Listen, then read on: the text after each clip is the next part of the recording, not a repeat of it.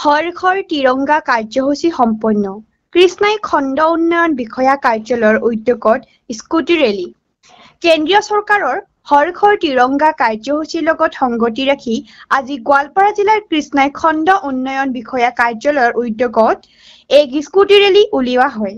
এই স্কুটি ৰেলীৰ flag off কৰে কৃষ্ণাই উন্নয়ন খণ্ডৰ খণ্ড উন্নয়ন বিষয়া মনিৰুদ্দিন আহমেদ আৰু অসম ৰাজ্যিক গ্ৰামীণ জীৱিকা অভিযানৰ খণ্ড প্ৰকল্প বিষয়া শহীদুল আলীয়ে।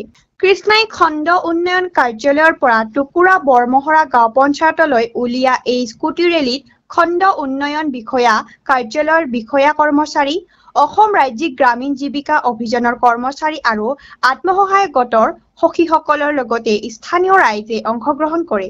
উল্লেখ্য যে এই হৰ ঘৰ তিৰংগা কাৰ্যসূচীৰ মূল লক্ষ্য হৈছে জনসাধাৰণৰ হৃদয়ত দেশপ্ৰেমৰ অনুভূতি জাগ্ৰত কৰা আৰু ৰাষ্ট্ৰীয় পতাকাৰ ওপৰত সজাগতা বৃদ্ধি কৰা। আমাৰ আগন্তুক 78তম স্বাধীনতা দিৱস উপলক্ষে আপোনালোকে সকলোৱে গম পাইছে যে আমি হৰ ঘৰ তিৰংগা কাৰ্যসূচীটো হাতত লৈছোঁ। সেই উদ্দেশ্য আগত ৰাখি আমাৰ কৃষ্ণাই উন্নয়ন খণ্ডৰ 1300 আত্মসহায়ক গোট আছে আৰু 16,000 মহিলা তেওঁলোকে ঘৰে ঘৰে পতাকা উত্তোলন যোৱাকালিৰ পৰা ষ্টাৰ্ট কৰিছে।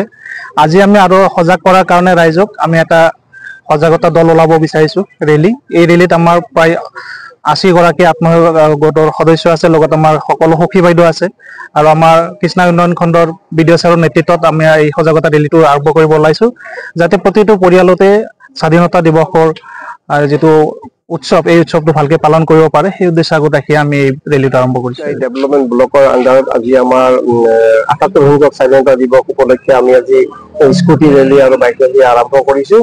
এইটো আমাৰ গোৱালপাৰা ডিষ্ট্ৰিক্টৰ প্ৰত্যেকতে খণ্ড উন্নয়ন কাৰ্যালয়বিলাকত এইটো আৰম্ভ কৰিছে আৰু আমাৰ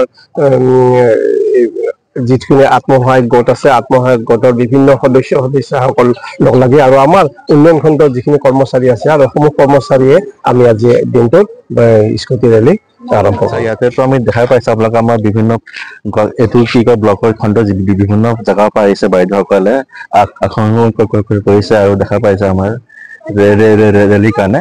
এটা বাইদেউসকল এটা ভাৰত মাতা কে, ভাৰত মাতা কে, ভাৰত মাতা কে।